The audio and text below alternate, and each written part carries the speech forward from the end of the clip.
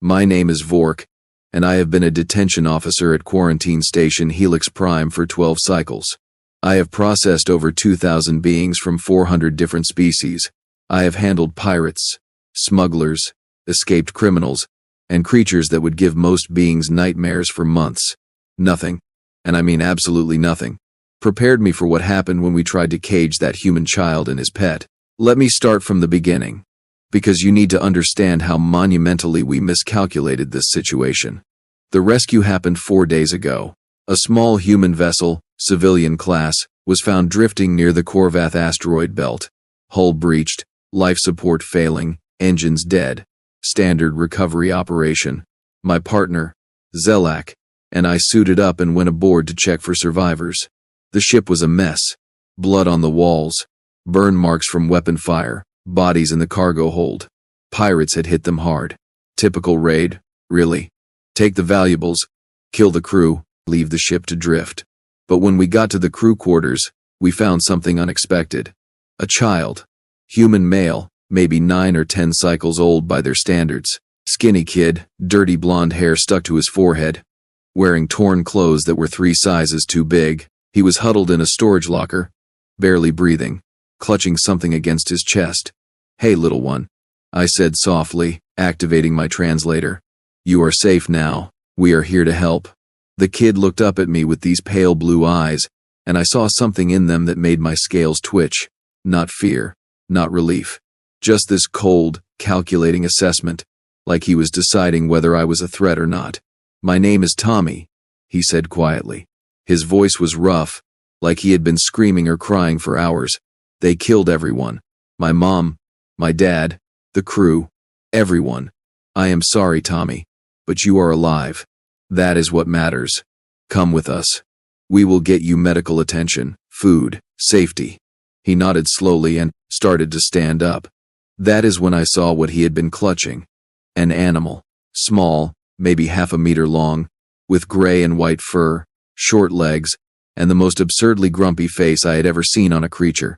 It had small, beady black eyes and claws that looked far too large for its body. "What is that?" Zelak asked, his tentacles recoiling slightly. "His name is Brutus," Tommy said, holding the creature carefully. "He is my honey badger. He goes where I go." "A what?" "A what?" "Honey badger. From Earth. My dad got him for me when I was 5. He is family." I ran a quick scan on the creature. The database came back with a species designation and a warning flag. Earth creature, Mellivora capensis, commonly called honey badger. Notable characteristics: extremely aggressive, virtually fearless, possesses powerful jaws and claws, known to fight animals many times its size, highly resistant to venom and injury. Threat assessment, moderate to high. "Tommy," I said carefully, "we need to quarantine all life forms when they come aboard the station. It is standard protocol. The creature will need to be placed in a separate holding area while we process your case." The kid's expression did not change, but something shifted in his eyes. Something dangerous. "Brutus stays with me," he said flatly. "It is regulations. The creature will be safe and well cared for. You can see him once we have completed medical screenings and—" I said Brutus stays with me. His voice was quiet, but there was steel in it. The kind of steel you do not usually hear from children. The honey badger made a low, rumbling sound in Tommy's arms. Not quite a growl, not quite a hiss.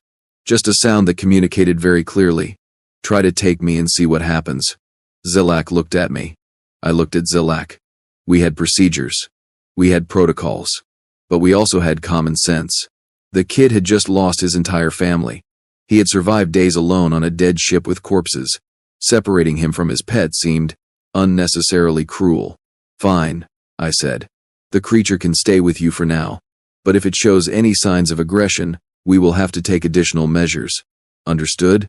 Tommy nodded. Brutus just stared at me with those beady little eyes, and I swear the creature was judging me. We brought them both back to Helix Prime. Medical checked Tommy over. Dehydrated, malnourished, some bruising, but otherwise physically intact. Psychologically, that was a different story. The medical empath, a Yaliri named Sess, took one look at the boy and shook her head. "This child has experienced severe trauma," she said. "Loss, violence, isolation. His emotional state is extremely fragile. I recommend gentle treatment, stable environment, minimal stressors. What about the animal? I asked. The bond between them is significant. The creature represents safety and continuity for the child. Separating them would cause additional psychological damage. So we did not separate them. We placed Tommy in a standard youth holding room, clean, comfortable, with a bed, a bathroom, entertainment console, food dispenser. Not a cage. Just a secure room while we contacted human authorities and arranged for proper placement. That was our first mistake.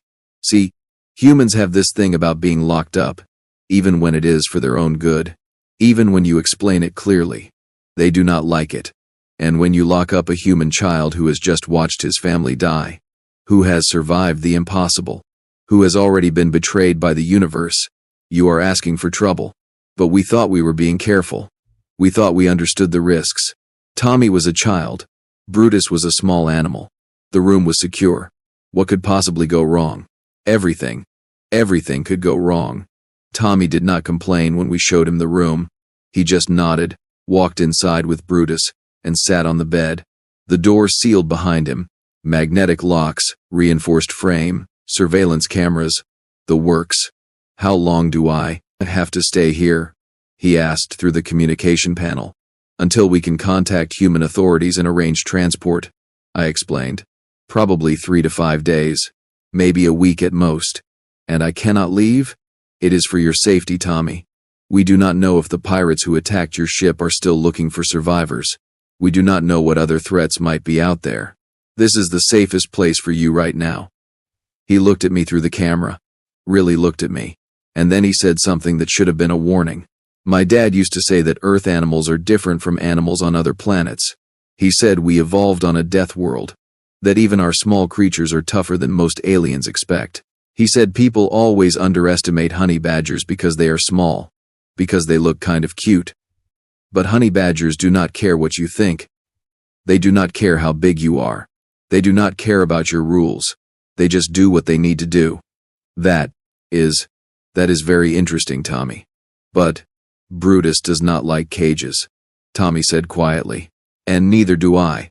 Then he turned away from the camera and started talking to Brutus in soft tones. The honey badger sat on the bed next to him, occasionally making those low rumbling sounds. I should have listened. I should have heard the warning. But I was tired.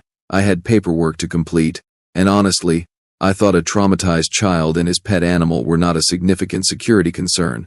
I was catastrophically wrong. 6 hours later, the alarm started screaming. I was in the break room, enjoying a meal, when every security alert on level 3 simultaneously activated. Breach warnings. Structural alerts. Emergency protocols engaging. I ran. Zelak ran. Half the security team on duty ran. We converged on Tommy's room, expecting, I do not know, maybe a medical emergency. Maybe the kid was having a breakdown. Maybe the animal was sick. We were not expecting what we found. The door to Tommy's room was gone. Not opened. Not unlocked. Gone. The entire reinforced frame had been ripped out of the wall. Torn metal jutted from the doorway like broken teeth. Gouges marked the floor where something impossibly strong had torn through durasteel like it was paper. And in the middle of the hallway, sitting calmly with Tommy standing beside him, was Brutus the honey badger. The creature was covered in metal shavings. His claws were extended, easily 5 centimeters long, looking more like industrial cutting tools than animal anatomy. His teeth were bared, showing fangs that seemed far too large for his head, and those beady little eyes were fixed on us with absolute, undiluted fury. What in the name of the void? Zelak breathed. Tommy looked at us and shrugged. I told you, Brutus does not like cages. How did? That is impossible. That door was rated for. Honey badgers have the strongest bite force relative to body size of any earth carnivore. Tommy explained calmly, like he was reciting a lesson. They can crunch through turtle shells, tear apart beehives, dig through concrete. Their skin is so thick and loose that they can twist around even when something bites them and attack back. They fight lions, they fight hyenas, they fight multiple attackers at once and win. And Brutus? He has been with me since I was 5. He knows I am scared. He knows I am alone. and he knows I do not want to be locked up." The honey badger made that sound again. That low, rumbling, absolutely terrifying sound that said very clearly, "I destroyed your door in under 6 hours. What do you think I will do to you?" "Everyone stay calm," I said, holding up my hands. "Tommy, we need you to come back to the room. We can discuss." Brutus took 3 steps forward, just 3 steps. But the way he moved, low to the ground, muscles coiled, claws scraping the floor, it was the walk of a predator that had decided you were prey. Every security officer took a step back. Trained, professionals, armed with stun weapons, wearing protective gear. And we all took a step back from an animal that weighed maybe 12 kilograms. "Brutus, stay," Tommy said softly. The honey badger stopped, sat down. But those eyes never left us. "Tommy," I tried again. "You cannot just, we have rules. We have procedures. We are trying to help you." "You locked me in a cage," Tommy said, and for the first time since we found him, I heard real anger in his voice. "You said it was for my safety. You said it was temporary. But you locked the door. You made it so I could not leave. That is what a cage is. That is what prisons are. And my dad told me before he died, he told me to never let anyone cage me, to never give up, to survive, no matter what." His voice cracked on those last words, and suddenly he was not a dangerous kid with a monster pet. He was just a traumatized child who had lost everything and was desperately trying to hold himself together. "What do you want, Tommy?" I asked gently. "I want a room with a door that unlocks from the inside. I want to be able to walk around, even if you have guards watching me. I want to not feel like a prisoner. I just want to not feel trapped." Reasonable request. Completely reasonable. We should have done that from the beginning. "I will talk to the commander," I said. "We can arrange something. But Tommy, you have to understand, the station has rules. There are dangerous areas. There are restricted zones. We cannot just let you wander freely." "I am not asking to wander freely. I am asking for basic dignity.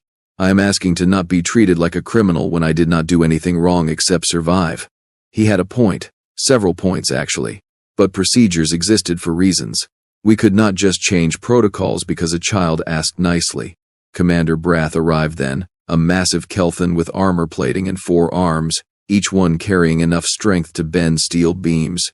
He looked at the destroyed door, at Tommy, at Brutus, and his expression cycled through confusion, anger, and grudging respect. "Explain," he rumbled. I explained. Tommy explained. Brutus growled ominously and started cleaning his claws in a way that was clearly meant to be threatening.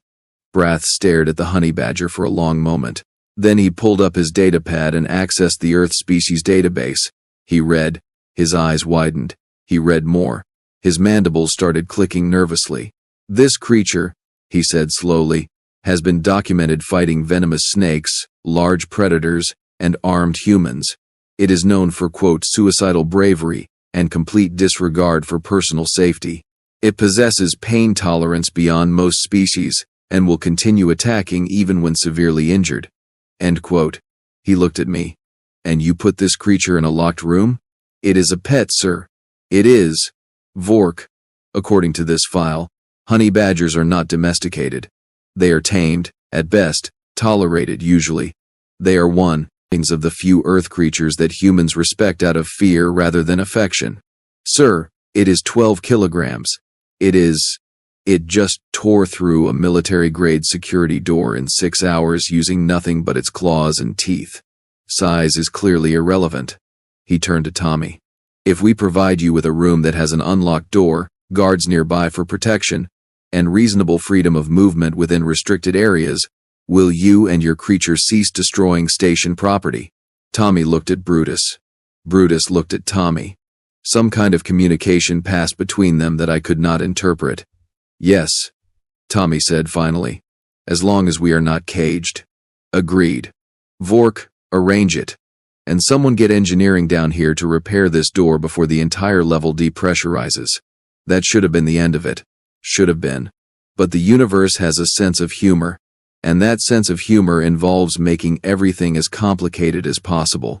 2 days later, we received communication from a group claiming to be the same pirates who had attacked Tommy's ship. They wanted the child. They claimed he had witnessed something he should not have.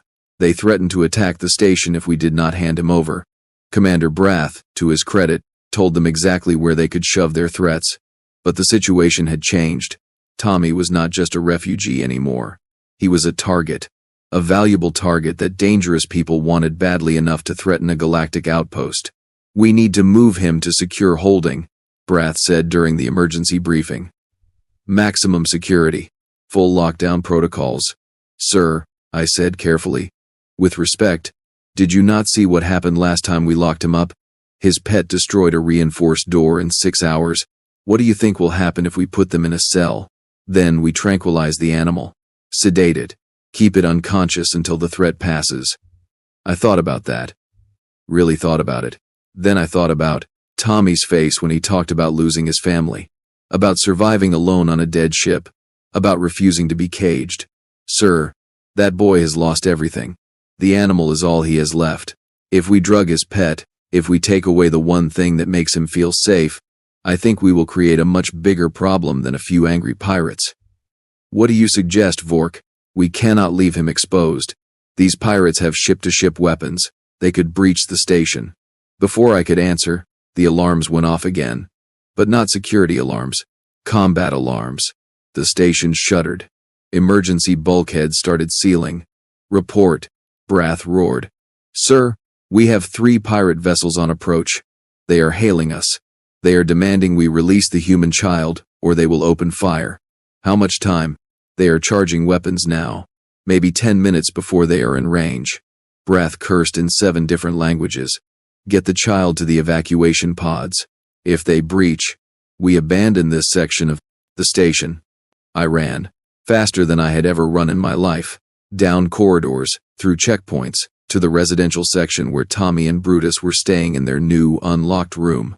Tommy was sitting on the bed, reading a datapad. Brutus was curled up next to him, looking for all the world like a harmless pet. They both looked up when I burst through the door. "We have a problem," I said between gasps. "Big problem. Pirates. Coming here. For you." Tommy's face went very still. "The same ones who killed my family?" "We think so. We need to get you to safety. Now." He stood up, and Brutus immediately jumped to his feet as well, alert and ready. "Where?" "Evacuation pods. If they breach the station, we launch you toward human space. It will take days, but you will be safe."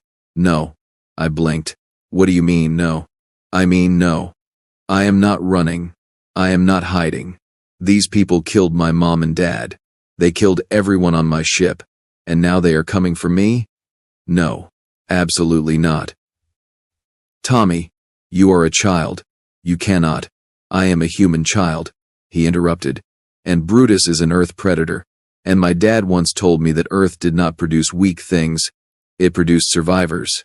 It produced fighters. And he told me that if bad people come for you, you do not run. You make them regret chasing you." The honey badger made a sound that could only be described as agreement. A sound that said, "Yes, let them come. Let us see how brave they are when we start tearing them apart." "This is insane," I said. "You are talking about fighting armed pirates. You are 9 years old." 10. Tommy corrected. "My birthday was 2 days before the attack. And I am not fighting them. Brutus is." He knelt down and looked his pet straight in the eyes.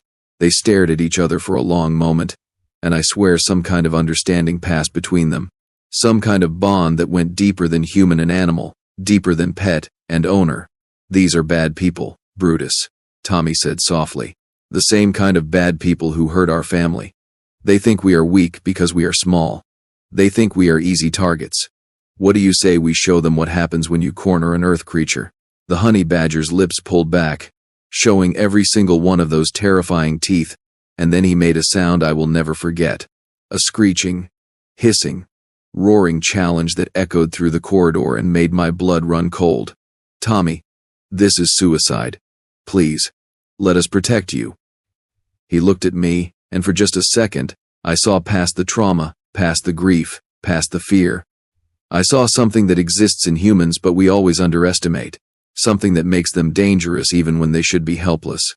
Pure, undiluted determination. "You are going to protect me," Tommy said. by watching what happens when you threaten a human and his best friend. The station shuddered again. Closer this time. The pirates were almost here. And somewhere deep in my gut, I knew that we had made a terrible, terrible mistake. Not in bringing Tommy aboard.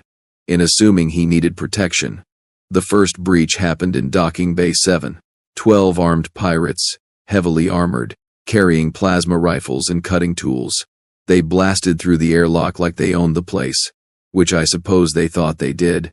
Commander Brath had evacuated most personnel from the outer sections. Only security teams remained, setting up defensive positions. The plan was simple. Delay the pirates, protect the civilians, wait for reinforcements from the nearest patrol station. That plan lasted approximately 4 minutes. I was monitoring everything from the security station with Zelak when Tommy appeared in the doorway. Brutus walked beside him, low to the ground, every muscle tensed. "Where are they?" Tommy asked. "Kid, you need to be in the safe room. We discussed this." "Where are the pirates, Vork?" Something in his voice made me answer. "Docking Bay 7. They breached about 3 minutes ago. But our security teams have them contained. You need to." Tommy was already running. "Stop him!" Brath roared.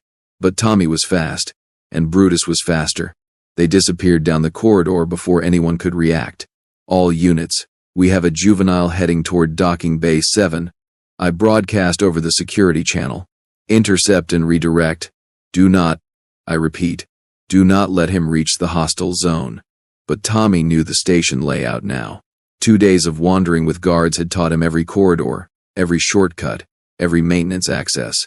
He avoided the security checkpoints like he had memorized their positions, which, knowing humans, he probably had. We tracked him on surveillance as he ran. The cameras showed him moving with purpose, not panic. And Brutus, that absolutely insane animal, kept pace beside him, making those awful sounds that promised violence. "He is going to get himself killed," Zelak moaned. "Why would he run toward danger?" "Because humans are. Stupid," I said. But even as I said it, I knew that was not quite right. Not stupid. Something else. Something we did not have a word for in my language. Tommy reached Docking Bay 7 through a maintenance shaft. We watched on the cameras as he emerged behind a stack of cargo containers, about 20 meters from where the pirates were advancing on our security positions. The security team was pinned down. The pirates had superior firepower and were systematically pushing forward, using cover and coordinated fire. Professional soldiers, not random thugs. Tommy crouched behind the containers, watching, calculating. Then he leaned down and whispered something to Brutus. The honey badger took off like a missile. I have seen combat footage from a dozen different species. I have watched battles, skirmishes, tactical engagements. Nothing, absolutely nothing, prepared me for watching a 12-kilogram earth animal attack a group of armed pirates. Brutus hit the first pirate from behind, climbing up his armor with those massive claws, tearing at weak points with terrifying precision. The pirate screamed, tried to shake him off, but that loose skin Tommy had mentioned meant every time the pirate grabbed Brutus, the honey badger just twisted and bit whatever was holding him. The pirate's helmet came off. Brutus went for the face. The screaming intensified. "What in the name of every star in the galaxy is that thing?" One of the other pirates shouted. "Kill it, shoot it." They tried. They fired plasma bolts, projectile rounds, everything they had. But Brutus was constantly moving, using the first pirate as a shield, darting between legs, under equipment, too fast and too unpredictable to target. And the wounds they did land, Brutus barely seemed to notice. A plasma bolt grazed his side. He kept attacking. A projectile round hit his leg. He kept moving. The database file had said honey badgers had incredible pain tolerance. It had not mentioned they were essentially unkillable rage machines. 3 pirates down in under a minute. The others were panicking, firing wildly, hitting each other more than the target. That is when Tommy made his move. While the pirates were distracted by Brutus, Tommy grabbed a discarded plasma rifle from one of the fallen attackers. The weapon was nearly as big as he was, but he lifted it, braced it against a container, and fired. His aim was terrible. The shot went wide, hitting a wall panel, but it did not need to be accurate. It just needed to announce that there was another threat, another angle of attack. The pirates spun around, trying to track this new shooter. Brutus used the distraction to launch himself at another target. More screaming, more chaos. Our security team, seeing the opening, advanced. They laid down, suppressing fire, pushing the pirates back toward the breached airlock. "Brutus, come!" Tommy shouted. The honey badger immediately disengaged, racing back to Tommy's position. The kid dropped the oversized rifle and ran, Brutus keeping pace, back toward the maintenance shaft. The entire engagement had lasted maybe 3 minutes. 4 pirates were down. The rest were retreating. And a 10-year-old child with his pet had just turned a losing defensive position into a rout. "Did that just happen?" Zelak asked, staring at the monitors. "I have no idea what just happened," I admitted. Commander Brath was silent for a long moment. Then he activated his comm. "All units, stand down. Let the hostiles retreat to their ships. Vork, find that child. Now." I found Tommy back in his room, calmly washing blood off Brutus in the bathroom sink. The honey badger was purring. Actually purring. Like this was the best day of his life. "You are insane," I said from the doorway. "You could have been killed." "But I was not," Tommy replied, not looking up. "And now those pirates know what happens when they threaten me. Tommy, this is not a game. Those were professional killers. So is Brutus." He finally looked at me, and there was something ancient in those young eyes, something that made me remember that humans came from Earth, a planet so dangerous that even their children learn to fight or die. My dad was a freight hauler. We traveled dangerous routes. He taught me to shoot when I was 6. He taught me tactics when I was 7. He taught me that predators respect strength and punish weakness. Those pirates are predators, Vork. You do not negotiate with predators. You do not hide from them. You hurt them so badly they decide you are not worth hunting. That is a very violent philosophy for a child. I am a human child. We have different philosophies. Commander Brath entered then, his massive frame filling the doorway. He looked at Tommy, at Brutus, at the pink-tinged water in the sink. "The pirates are hailing us," Brath said. "They want to negotiate." "Tell them no," Tommy said immediately. "Excuse me? Tell them no negotiation. Tell them if they come back, Brutus and I will do to all of them what we just did to their friends. Tell them humans do not forget. We do not forgive. And we do not let anyone threaten our families. You are asking me to deliver a threat from a 10-year-old child. I am asking you to deliver a promise from someone they just watched tear apart their boarding party using an animal they probably thought was cute." Brath considered this. Then, incredibly, he smiled. It was not a nice smile. It was the smile of someone who suddenly understood a joke the universe had been telling. "Very well. I will deliver your message. But Tommy, you and your creature are hereby restricted to this residential section. No more running into combat zones. No more vigilante attacks. Are we clear? As long as you do not lock the door. The door stays unlocked. But if you leave this section without authorization, I will have Vork sedate both of you and put you in medical containment. Understood?" Tommy nodded. Brutus made a sound that might have been agreement, or might have been a threat. Hard to tell with honey badgers. Brath left. I stayed for a moment, watching Tommy dry off his pet with a towel. "Why did you really do it?" I asked quietly. "The truth." Tommy was silent for a long time. Then he said, "They killed my family, Vork. They took everything from me. And then they had the audacity to come here and demand I be handed over like I am cargo, like I am property. I needed them to understand something." "What?" "That I am not prey. That humans are not prey. We are the things that prey fears." He looked at Brutus, and the honey badger looked back with those beady, intelligent eyes. "My dad used to tell me stories about earth animals. About how other species think we are weak because we are not as strong or as fast as some creatures. But Earth did not make us the strongest. It made us the stubbornest, the most adaptable, the most willing to fight even when fighting seems impossible. And honey badgers? They are the perfect example. Small, but absolutely unwilling to give up. Absolutely unwilling to be defeated. That is what Brutus is. That is what I am. That is what all humans are when you push us hard enough. That is a scary thought. Good. Maybe next time aliens will think twice before trying to cage us." The pirates left. Not immediately, but within the hour. Their hail to Commander Brath was brief and angry, but they left. Word spread through the station about what happened, about the human child and his impossible animal that fought off armed boarders. Some people thought it was funny. Some thought it was terrifying. I thought it was educational. 2 days later, a human military vessel arrived.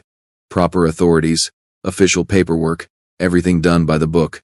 They were there to collect Tommy and transport him to family on a colony world 3 sectors away. The officer in charge was a woman named Captain Reeves. Tall, scarred, with the kind of eyes that said she had seen too much combat. She reviewed the reports, watched the security footage, and then asked to speak with Tommy privately. I do not know what they discussed. But when Captain Reeves emerged from Tommy's room 30 minutes later, she looked thoughtful. "That is quite a child you have been hosting," she said to Commander Brath. "Quite is one word for it. Terrifying is another." He told me about the cage, about Brutus breaking out, about fighting the pirates. We did not mean to traumatize him further. We were following standard protocols. I know, and I appreciate you keeping him safe. But Commander, can I give you some advice? Government official to government official, please. Humans do not do well in cages. Even when the cage is for our protection. Even when it makes logical sense. We are a species that crossed oceans on wooden boats, climbed mountains because they were there, and shot ourselves into space on controlled explosions just to see what was out there. Confinement, restriction, being told we cannot do something. It triggers something deep in our psychology, something that makes us want to break free at any cost. I am beginning to understand that. And children? Human children are worse. They have not learned to control that impulse yet. They have not learned patience or political reality. They just know they are trapped and they react. With honey badgers, apparently. Captain Reeves laughed, actually laughed. Yeah, that is very human, is it not? We bond with Earth's most aggressive creatures and turn them into family.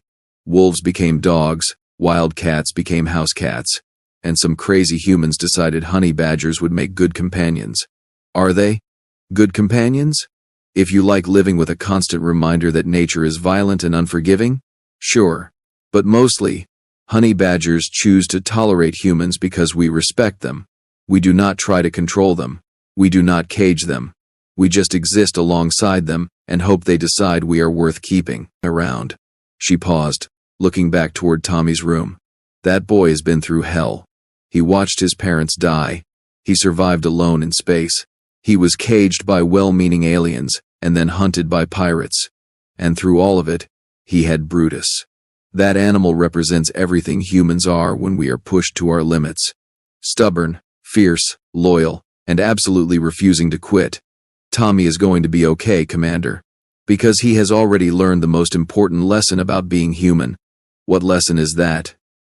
That you do not have to be the biggest or the strongest or the smartest. You just have to be willing to keep fighting when everyone else has given up. You have to be willing to bite and claw and tear at the world until it gives you what you need. That is what honey badgers do. That is what humans do. And that is what Tommy and Brutus are going to keep doing for the rest of their lives. The departure was quick.